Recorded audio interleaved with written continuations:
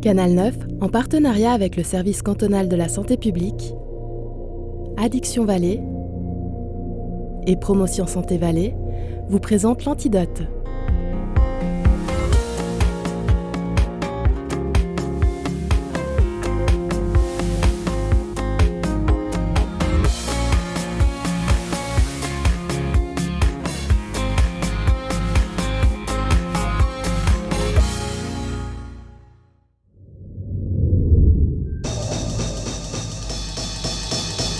Le Parkinson est une maladie dégénérative qui ne se guérit pas. Les traitements consistent à soulager les symptômes des tremblements, des maux de tête, de la rigidité musculaire. Plusieurs médicaments efficaces existent pour aider les personnes qui souffrent, mais certains médicaments peuvent aussi avoir des effets secondaires indésirables. Pour 10% des patients atteints de Parkinson, il existe alors un traitement chirurgical, la neurostimulation profonde. Elle existe depuis 20 ans, mais elle est devenue aujourd'hui plus sûre et plus efficace. Pour les personnes qui souffrent d'une maladie dégénérative, ce traitement représente un espoir car il peut réellement améliorer la qualité de vie.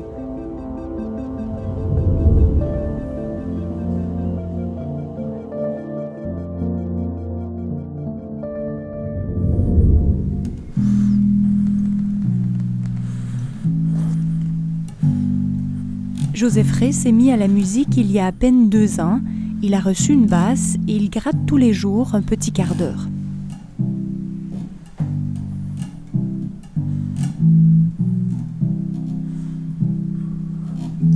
Voilà. Ça vous demande beaucoup de concentration? Quand on fait des morceaux avec ma soeur et mon copain, là, au bout de 20 minutes, un quart d'heure, 20 minutes, je dois m'asseoir. Ça demande une concentration folle. Ouais. Mais voilà. Donc, vous voyez, il y a 2 ans, je ne savais même pas toucher une guitare. Et puis, avec la maladie, je me mets à jouer de la guitare. Donc, vous voyez que ça apporte des choses quand même, la maladie de Parkinson.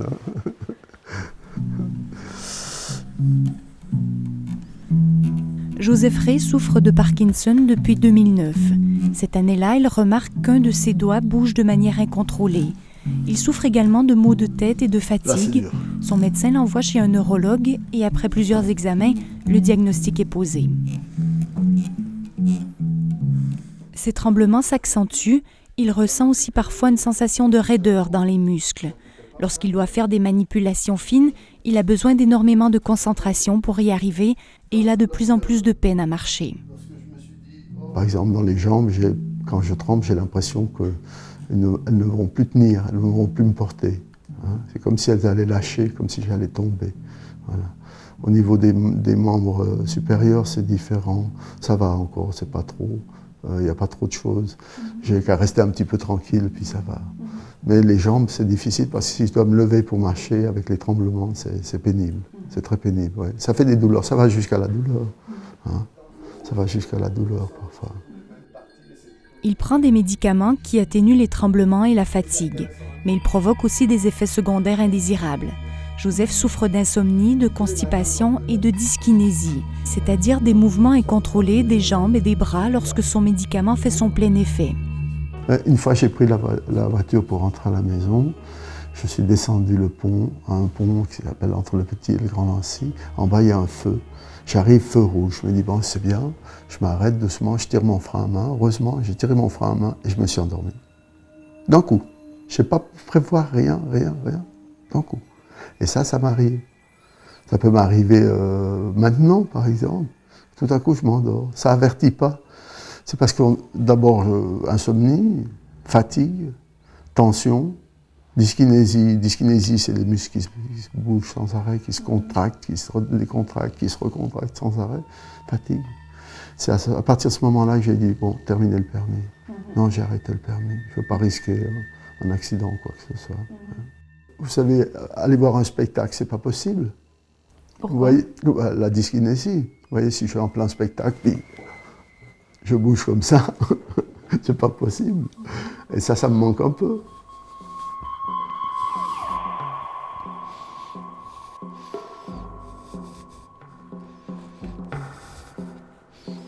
Si vous êtes pressé, puis il faut plus. C'est une maladie où je me suis dit je ne dois plus être pressé. Voilà. Je ne doit plus être pressé.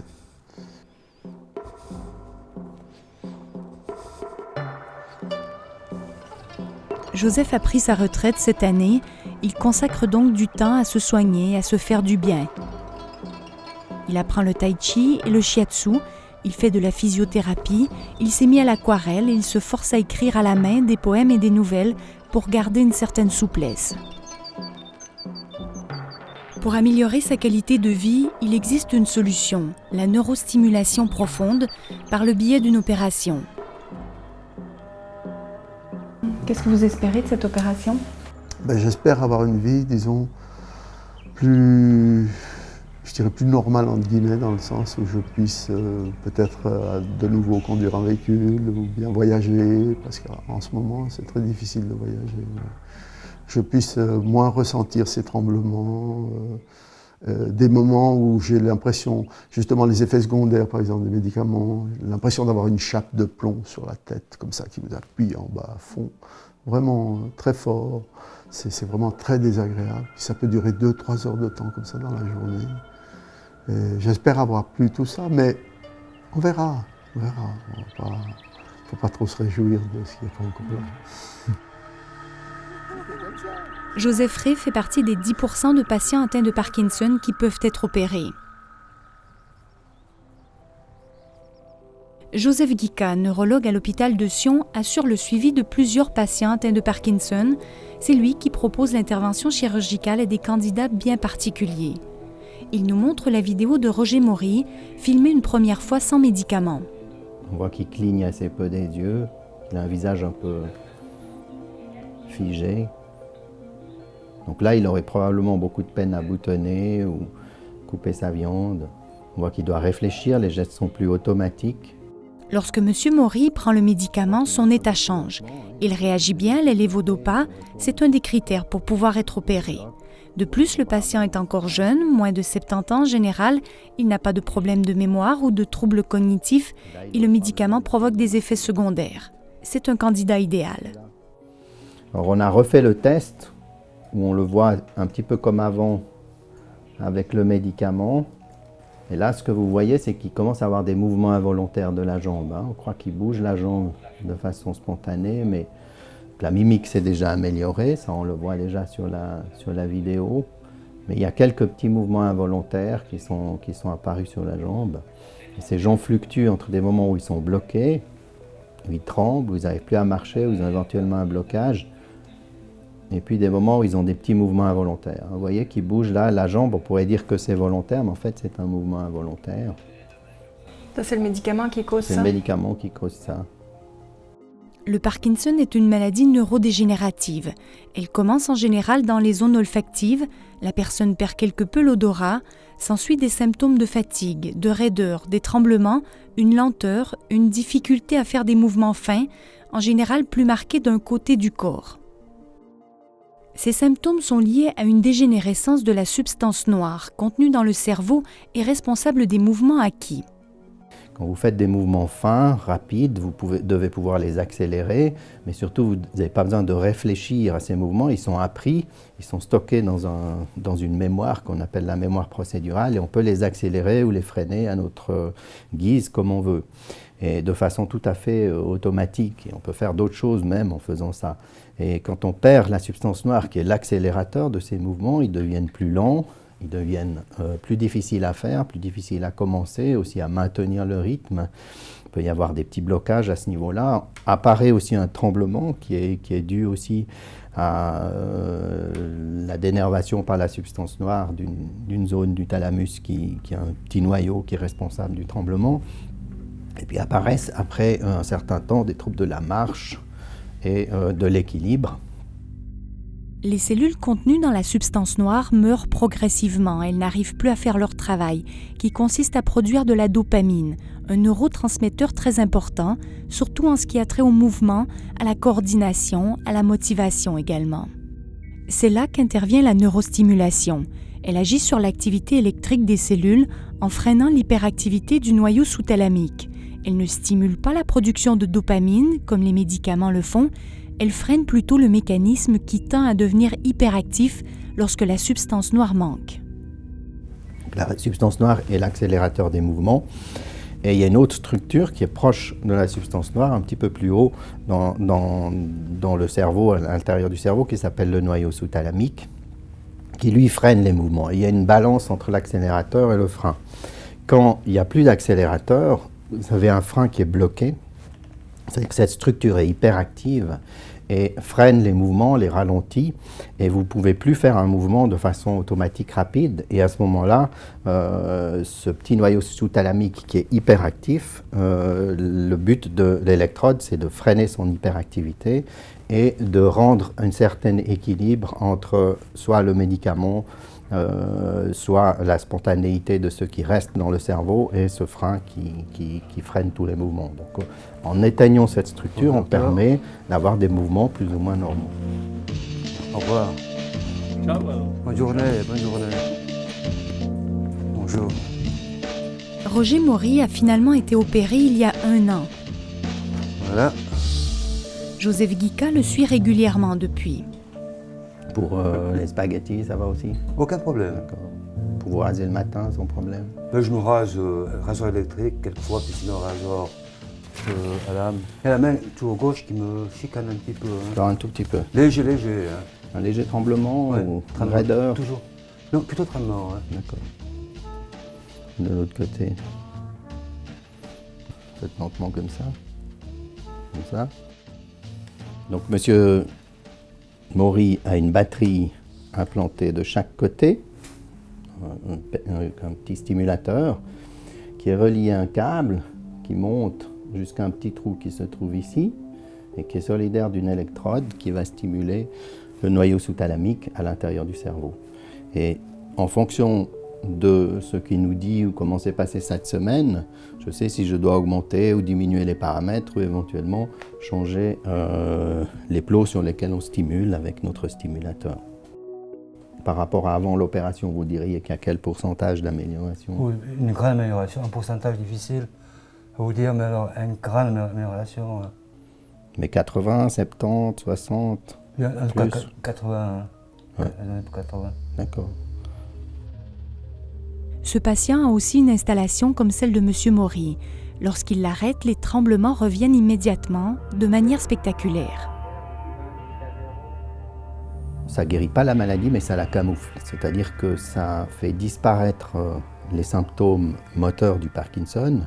Mais si on arrête le stimulateur, et on peut le faire pour voir l'évolution de la maladie à temps choisi, par exemple chaque année on peut arrêter le stimulateur, et on voit que la maladie a progressé dessous. Mais elle l'a camouflé, c'est-à-dire que les symptômes sont camouflés. En revanche, ce qu'elle ne fait pas, c'est d'empêcher une certaine progression de la maladie qui fait des troubles qui, eux, ne vont pas répondre ni aux médicaments, ni à la stimulation cérébrale, comme par exemple les troubles de la marche, ce qu'on appelle les troubles axiaux. Si vous n'arrivez pas à commencer la marche sous médicament, ce qu'on appelle le freezing on, à ce moment-là, vous n'allez probablement pas être amélioré non plus par l'opération. Bon, docteur. Ah, Monsieur Maury, alors on se revoit dans 3 mois. Oui, parfait.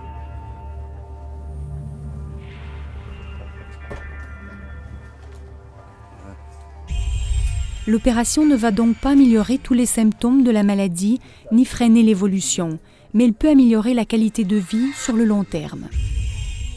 C'est le grand jour pour Joseph Ray. Il a mal dormi, il est inquiet, mais il est confiant et décontracté. Le chirurgien lui installe un cadre de stérotaxie qui va lui permettre d'atteindre une cible profonde dans le cerveau avec une précision au millimètre près. Donc c'est le moment un peu pénible de la journée là. Oui. Pourquoi? Parce que vous avez inséré... Ouais, on peut pas tout anesthésier, il y a la pression qu'on peut pas complètement Bon, ben... anesthésier. Mais bon, après 5 minutes, vous le sentez plus. Je suis prêt à partir à l'attaque. Avec ça, ça bouge plus. Vous réglez à l'œil. Juste la hauteur, regardez la hauteur. Première étape, c'est fait.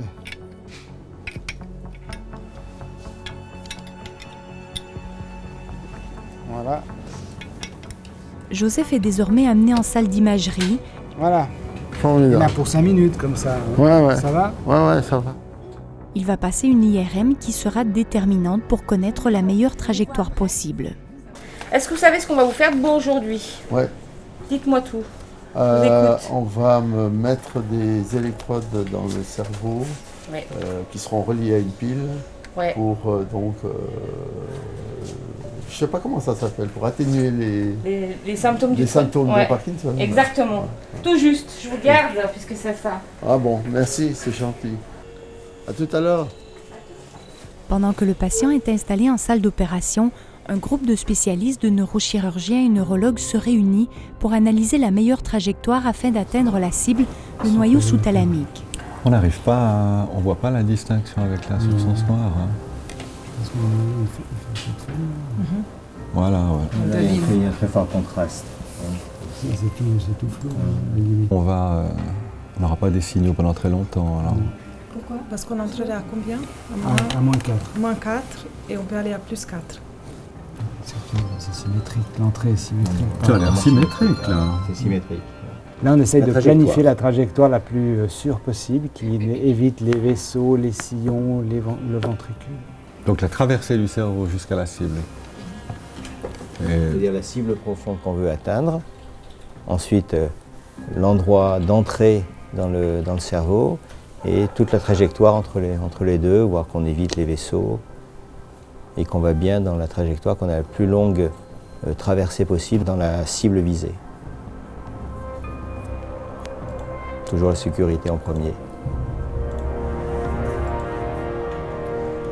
C'est seulement une fois ces calculs faits que l'opération peut commencer. Donc l'opération va commencer par le report des angles et des coordonnées sur l'arc de stéréotaxie qui va se fixer sur le cadre. Et cet arc va nous donner la trajectoire. Et le long de cette trajectoire, on va inciser les couches successives, la peau, le crâne, la surface, la dure mère, la surface externe du cerveau, pour y insérer les électrodes d'enregistrement, de stimulation provisoire et finalement l'électrode définitive. Je vérifie que mécaniquement tout soit bien aligné. On est dépendant de l'appareillage. Si on reporte les coordonnées qu'il faut, si l'appareil est précis, on atteint la cible. Là, il est aligné. Durant l'opération, le patient reste réveillé. Les neurologues ont besoin de sa collaboration lors de la stimulation. Vous tremblotez un petit peu? Oui, un petit peu. Parfait. À gauche et à droite. Vous n'avez pas de douleur? Non. Il est bien rigide aussi. Là, le patient n'a pas reçu ses médicaments contre la maladie de Parkinson depuis longtemps, de telle sorte que, donc depuis hier matin, de telle sorte que maintenant, les signes de la maladie, les symptômes de la maladie sont plus faciles à détecter pour nous. Ces signes, c'est le tremblement d'une part, et puis la rigidité, c'est ce qu'on vient de tester d'autre part. Et ça, c'est important qu'on teste ça parce que tout à l'heure, quand on fera de la stimulation en péropératoire, on va pouvoir vérifier que la stimulation à l'endroit choisi améliore en effet les symptômes. Donc on va avoir un contrôle qualité péropératoire de la stimulation. Donc on veut un patient qui soit rigide, tremblant, et ce qui a l'inconvénient que c'est un peu inconfortable, ça peut être un peu inconfortable pour le patient. En l'occurrence, M. Ray tolère très bien. Vous allez entendre tout un tas de bruits, une sorte de brouhaha comme ça, puis il y a des moments des bruits aussi électriques, vous verrez, tout ça est normal, hein, M. Ray. Voilà. Donc, vous entendez peut-être que le signal change maintenant, on le voit sur l'écran d'ailleurs, on commence à avoir ce bruit un peu grésillant comme ça, irrégulier. Ça nous indique que notre électrode est en train d'arriver dans le noyau sous-thalamique ou dans sa proximité. Il faudra environ 3 heures pour placer la première électrode à droite et il faudra faire la même opération de l'autre côté. Si tout se passe bien, donc si on arrive à mettre une électrode dans la cible, c'est-à-dire dans le noyau sous-thalamique bilatéralement, on a un taux de réponse qui est énorme, qui est celui qu'on a avec les médicaments. C'est-à-dire qu'en fait, à peu près 100% des patients vont répondre. Le problème, c'est parfois la cible n'est pas correctement atteinte, parfois on a des effets indésirables qui nous empêchent d'augmenter les voltages, Parfois, on peut avoir des problèmes d'effets secondaires, des infections, par exemple, très rarement des hémorragies, qui vont faire que l'opération elle-même est un échec. On peut dire qu'on a un taux de réussite de l'ordre de 80 à 85% de résultats bons à excellents. Si tout se passe bien, M. Rey n'aura plus de rigidité, de tremblement et de dyskinésie. Dans 2 jours, on lui implantera 2 boîtiers de stimulation dans la poitrine qui seront reliés par des câbles aux électrodes implantées. Il faudra ensuite plusieurs semaines pour bien régler les paramètres.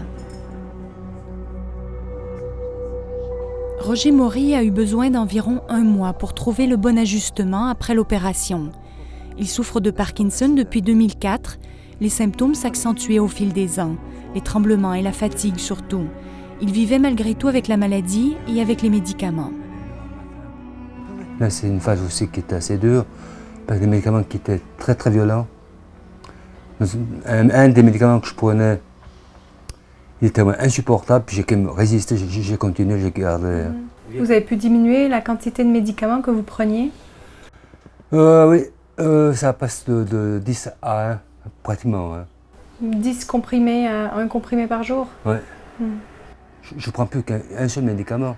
Alors quand même, j'avais 4 médicaments différents. Puis à la fin, c'était des doses de cheval. Hein.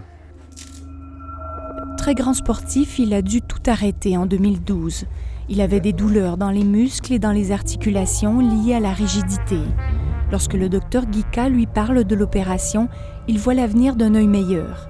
Il est opéré en juillet 2013 au CHUV par une équipe qui lui inspire confiance. Mais l'amélioration est nette alors. Hein. Bien sûr que ça change la vie. Déjà avant, malgré tout, malgré les traitements, oui, j'ai des copains qui ont aussi Parkinson, mais ils sont gênés parce que par rapport au traitement, par rapport aux gens de l'extérieur, c'est vrai, ça n'est pas toujours. Mais moi, je me fais de cas alors. Je me fais de cas. J'ai toujours parlé de ma maladie. Et c'est aussi quelque chose d'important. Ne pas avoir peur de parler de sa maladie. Pour Roger Maury, ce traitement représente carrément une nouvelle vie. Nous retrouvons Joseph Rey 1 semaine après l'opération. Il se remet bien. Au moment où j'ai réagi le plus, dans le fond, c'est au moment où le docteur Horvat a mis en marche l'appareil et il a branché, l'ordinateur. Et dès ce moment-là, j'ai senti qu'il y avait quelque chose qui se passait. Et puis là, alors je me suis dit, tiens, ben voilà, ça commence maintenant vraiment. Pour moi, l'intervention, elle agit maintenant. Maintenant, je vais bien, je me porte bien, je me sens mieux qu'avant, c'est-à-dire mes réflexes sont mieux, je ne tremble plus, j'ai plus d'hésitation, vraiment ça va mieux, ça va beaucoup mieux. Bonjour docteur. Bonjour Ferrer. Ça va? Ça va bien et vous-même? Oui, je vais bien, je vais bien. Vos médicaments ont été baissés d'une façon très très importante, hein, puisqu'en 1 semaine, on a baissé de pratiquement 3/4 les doses de levodopa. Qu'est-ce que vous ressentez à la suite de cette réduction? On a baissé de la demi, oui. La moitié à peu près. Voilà. Je dirais que, en tout cas, je sens une amélioration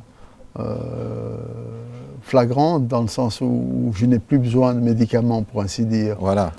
Donc on peut dire maintenant que vous fonctionnez, en tout cas en grande partie, sur l'effet des stimulateurs et puis de moins en moins sur l'effet des médicaments. Oui, tout à fait. Et par conséquent, vous n'avez plus les effets secondaires liés aux médicaments, à savoir les fluctuations de votre motricité au cours de la journée, hein, les changements d'état, et vous n'avez plus les mouvements anormaux. Ouais. Très bien. Alors je vous fais tous mes vœux pour la suite, Monsieur Rey. Merci beaucoup. Et puis on va se revoir pour des contrôles, mais ambulatoirement par la suite, jusqu'à ce que tout soit parfaitement ajusté. Le but, c'est de baisser les médicaments au maximum, peut-être même avec un peu de chance de pouvoir les arrêter complètement. On ne peut pas vous faire cette promesse, ce n'est pas une certitude, mais en tout cas c'est un des buts. Et puis les choses vont gentiment s'équilibrer dans les semaines à venir. Il faut compter quelques mois avant qu'on ait le résultat final finalement, de cette intervention. En tout cas, l'idée est que vous voyez de moins en moins de médecins dans le futur. Ouais. Mais c'est un plaisir de vous voir. C'est gentil, à nous de même. Voilà. Voilà. Au revoir, Au monsieur revoir, Ray. professeur. Au plaisir. Au plaisir. Au plaisir. Au revoir. Dans quelques jours, Joseph va pouvoir rentrer chez lui, dans son petit coin de paradis. Il pourra continuer la musique et le tai chi, se remettre à la lecture et à l'écriture. Il espère aussi pouvoir mieux dormir. Je pense que je pourrais à nouveau conduire. Je pense que je pourrais à nouveau être plus disponible vis-à-vis de ma femme, vis-à-vis de mon fils, être plus présent, moins absent, parce que dans le fond, je devenais absent, étant donné que je me renfermais un petit peu dans ma maladie, quoi. Et là, je sens que je vais être plus ouvert. Ouais. La neurostimulation profonde représente un espoir pour les patients qui souffrent d'une maladie qui ne se guérit pas, comme le Parkinson. Une quarantaine de patients sont opérés chaque année en Suisse romande. Ils représentent environ 10% des Parkinsoniens. C'est peu, et des spécialistes, notamment en Valais et à Berne, espèrent pouvoir augmenter le nombre de patients opérés ces prochaines années. La neurostimulation est aussi à l'étude et pourrait être utilisée pour traiter les TOC et la dépression.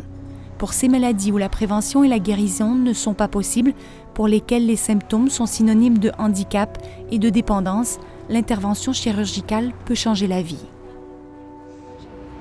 15 000 personnes souffrent de Parkinson en Suisse. Pour la plupart d'entre elles, les médicaments restent le traitement phare de la maladie. Ils permettent de soulager les symptômes et ils peuvent être combinés pour trouver le bon équilibre pour chaque individu. Il existe également des traitements qui soulagent les symptômes du Parkinson, comme la physiothérapie ou la kinésithérapie. Des associations d'entraide se sont aussi constituées. Elles apportent un soutien important ainsi qu'une amélioration de la qualité de vie. Parkinson Suisse est l'une d'entre elles. Elle dispose d'un groupe d'entraide en Valais. Je vous remercie de nous avoir suivis et j'espère vous retrouver la semaine prochaine. Au revoir.